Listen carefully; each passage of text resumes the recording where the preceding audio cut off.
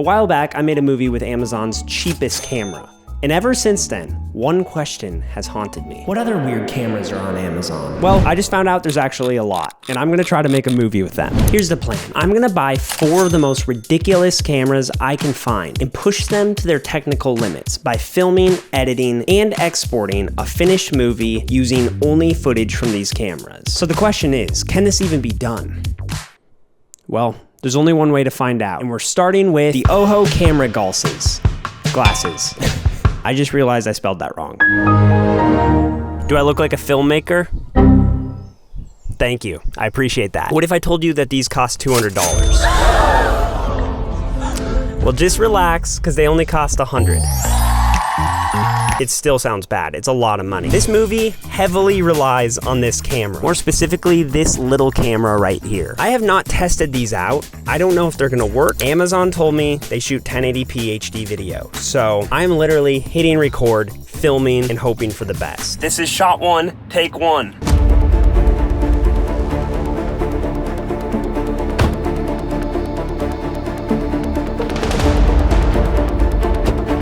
I just filmed that whole scene and I wasn't even recording. You have to click this button 3 times for it to start filming, and I forgot to do that. Shot 1, take 2. Okay, this time I made sure the glasses were recording, which means I am now one step closer to my goal. You see, I'm not just making a movie. I'm on a mission to create the most high-effort Amazon review of all time. In the past, my reviews have gotten some attention, but this time, I'm not just posting a photo. I'm posting the actual movie I make as a video review for my favorite camera. But before I can do that, I actually need to film and figure out what camera deserves to win. I'm liking these sunglasses, but the other cameras I'm gonna use look pretty awesome as well. If he doesn't have locks, it's probably not worth my time.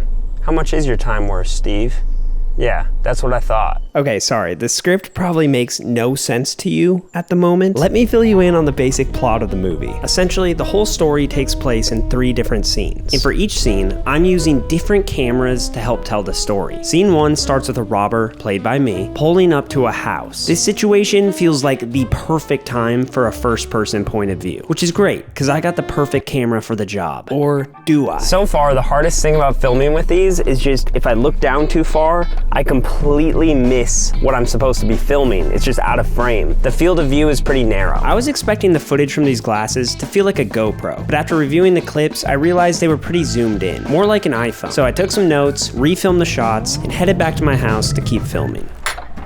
Now you might remember this gate from one of my other videos.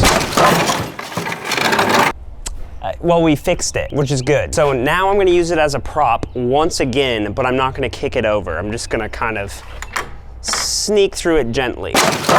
That's all I'm gonna do, okay? Okay, I'm gonna try to film this part really fast because I don't really want my neighbors to see me looking like this, for obvious reasons. Hopefully we get a one-take wonder.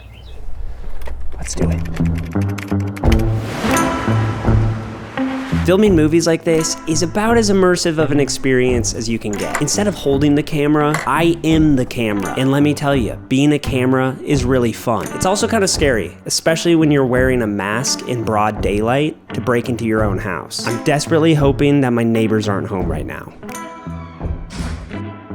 Wait, is that an owl?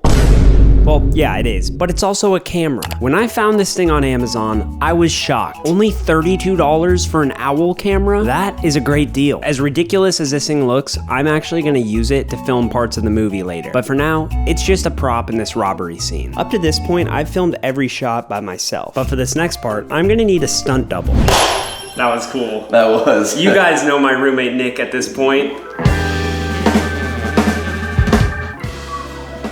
Try those on. Whoa. Yeah, they just film whatever you see. Up to this point, I've played the role of the robber. However, I'm also playing the role of the homeowner. Luckily, since these glasses film from a first-person perspective, really anybody can play the robber. So while I act on the other side of the camera, Nick's gonna put on the glasses. Oh, I think I'm recording. Oh yeah, you're recording. Hey! All right, plugging glasses into my computer feels very weird, but honestly, this footage looks kind of awesome. Oh, and what's this? Could that possibly be another camera?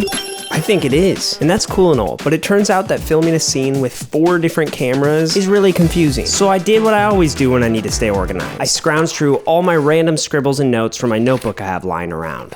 Wrong. I opened up Milanote. Before I even started this movie, I created Milanote boards to make sure I captured every shot I needed to make this scene work, starting with a shot list. Here, I mapped out the 5 main shots and all the details needed to make sure I filmed them correctly. For example, shot 1 starts with the robber inside the car and then walking to the back door of the house. So this shot requires me to get 2 separate clips, me in the car and me approaching the house. Simple. But Isaac, what equipment do you actually need to pull this shot off? Don't worry about it. I have it all written down. Glasses, camera, and lav mic.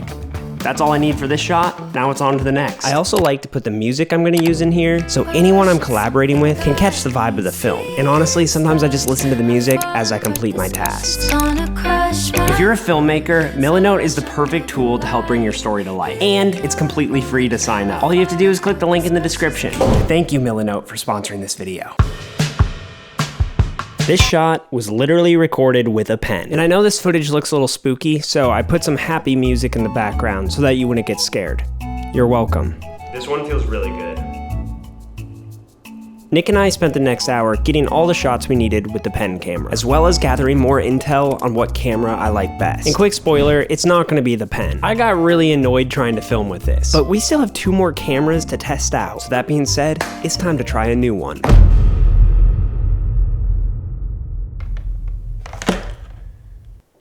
Who thought this was a good idea? Bruh. Last night, I spent over an hour just trying to figure out how this thing works, because there are no buttons on it. After downloading an app, which then led me to a website where I had to register it, I was finally able to film. Honestly, I would not be shocked if someone was spying on me through this camera now, but it's for a YouTube video, so it's kind of necessary.